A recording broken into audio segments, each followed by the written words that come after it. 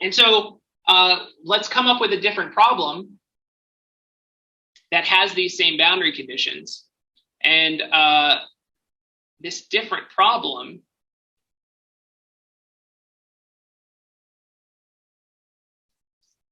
is going to look something like this.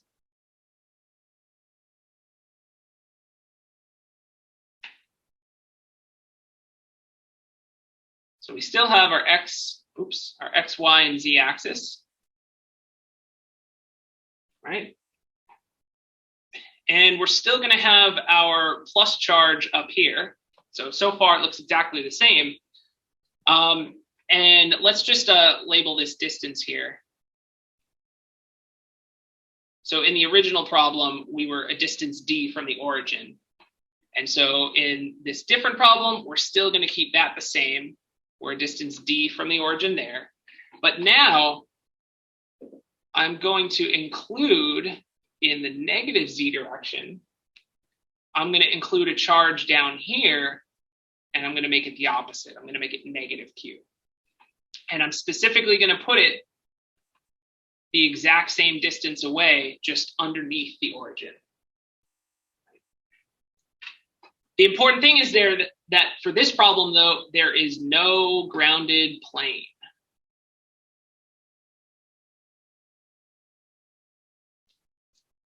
So it's just two charges, nothing else. Just two charges, nothing else.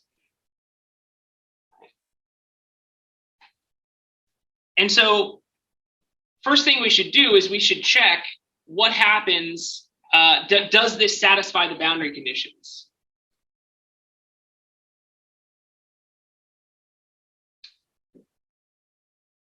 Oops.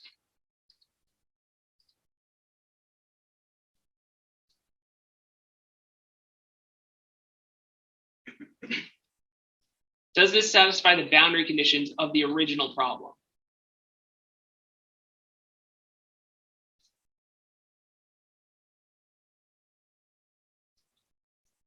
And so we can do that because this is just a bunch of, this is just a couple point charges, right? So this is something that we should be able to do without too much trouble, because we know that the potential for a point charge is 1/4 pi epsilon naught. The charge times, well, I guess I'll write script R out just so that we know what's going on here. Divided by script R magnitude. And so I'm going to write it out using my R and R prime, Q over R minus R prime. Right. So let's just figure out the potential at any point using our regular formula, and then we'll check to see if the boundary conditions still apply here. And so I want V anywhere. So that means my R, which is my source point, my field point,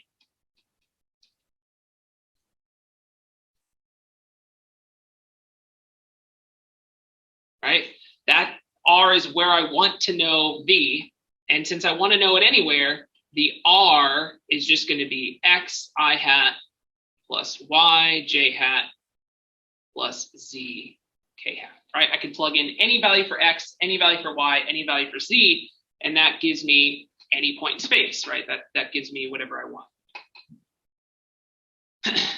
Since that's the field point, that value, that vector R, is going to be the same for the top charge and the same for the bottom charge. So that I can just leave alone. In fact, let me label these charges. Let's call this Q1 and Q2. So I have one field point because I'm only trying to find the potential at a particular point, but I need the source points now. So R prime is my source point, and I have one for each. One for each charge.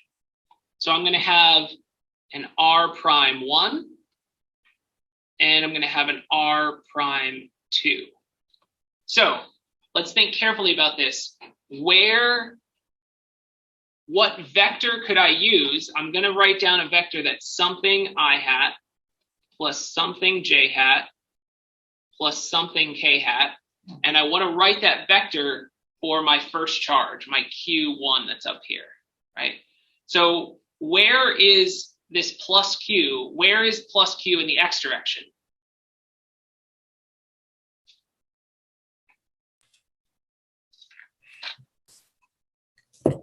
Where on the x-axis is plus Q?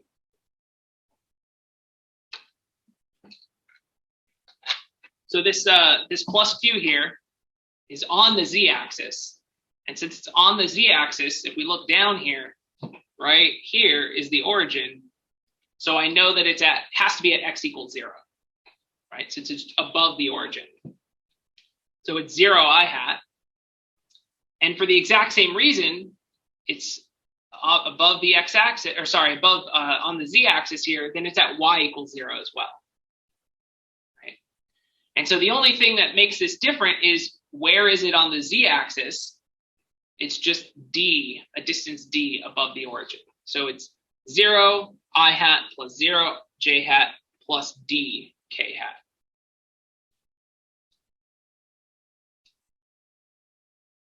Ugh. Okay. So that's for charge 1, the one that's on the top.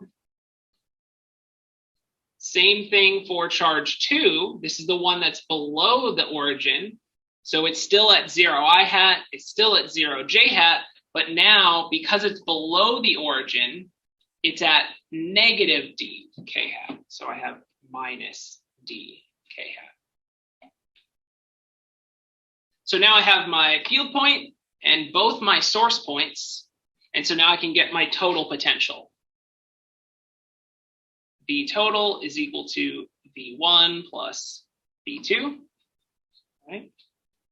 So I just need to do my R minus R prime.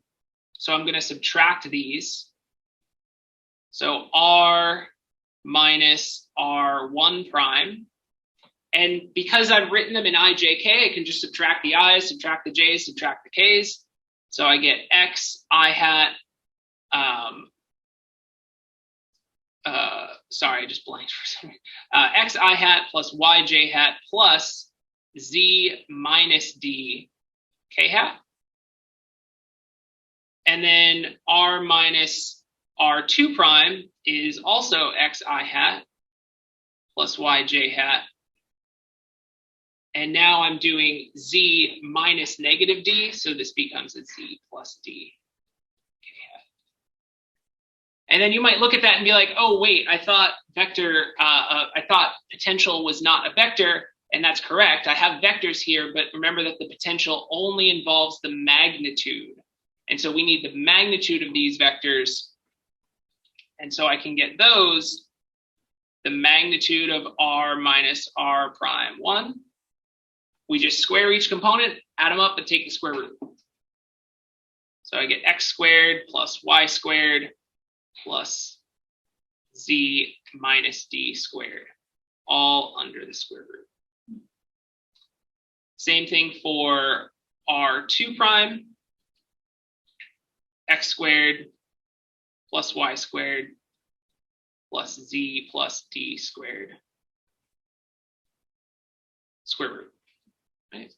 And so those are my magnitudes. And now I'm done. I'm plug everything in. So my V total is 1 over 4 pi epsilon naught. And I have two terms, one for the positive charge on the top. So I have plus Q divided by this big old square root.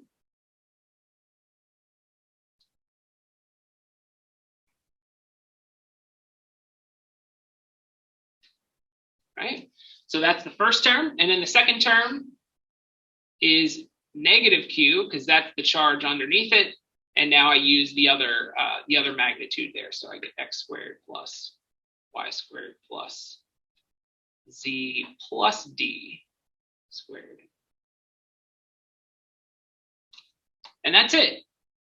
Right? So we had to use a little bit of vectors, but I want to point out that dealing with this r and r prime and all this other stuff here, would be way, way easier than having to do whatever kind of integration, differential equation stuff we would have to do for this other problem with the grounded plane and all that. So this is just 2 point charges where we had to do with, some R's and R primes. And so the idea being there that's way easier.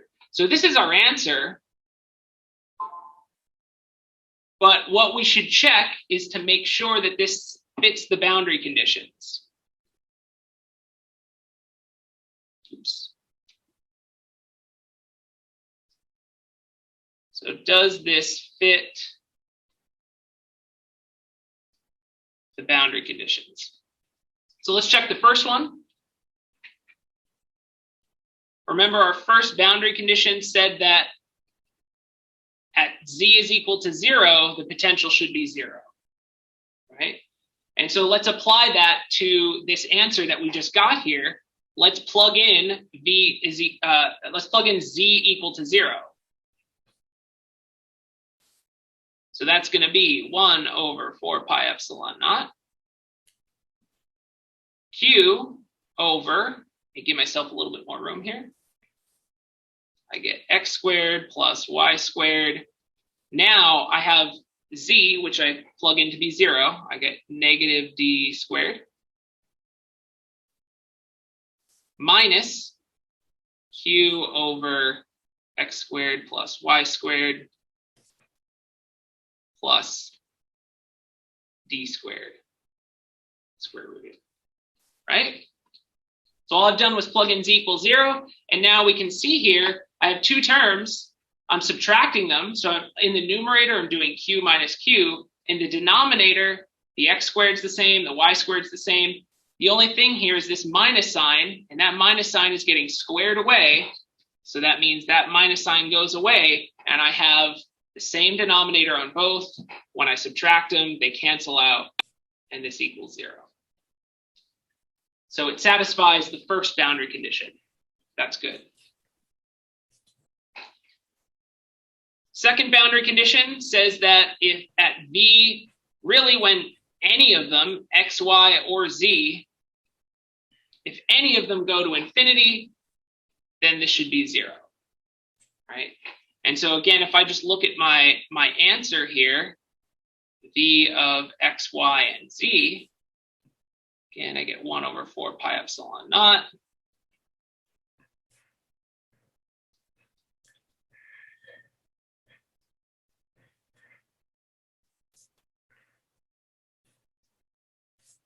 minus q over x squared plus y squared plus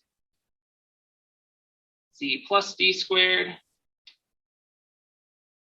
And so if I were to pick any of these, x, y, or z, or a combination of them, if I had any of them and I sent them off to infinity, I'd have a number divided by infinity. And if I have a number divided by infinity, that's going to give me 0, right? So this is also always going to go to 0. Okay. So it satisfies both boundary conditions. So the solution to the simpler problem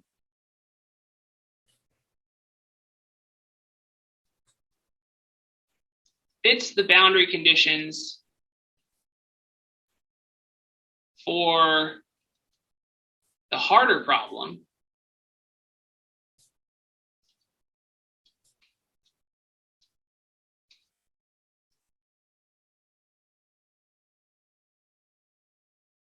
So this solution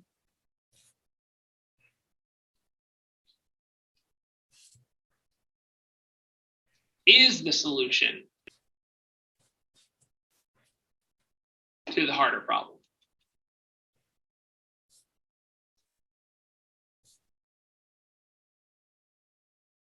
Right? So we didn't have to worry about the infinite plane. We didn't have to worry about the induced charge. We didn't have to worry about it being grounded or anything like that. We just made up a problem that fit the boundary conditions. That problem happened to be easier, so we solved that instead, right? So when we come back to our grounded problem over here with the infinite plate, as soon as you see that infinite plate, you think, man, I don't want to deal with that. Instead, I'll put a charge on the opposite side. I'll throw a negative sign on it. That gives me the same boundary conditions, and then we can solve that instead.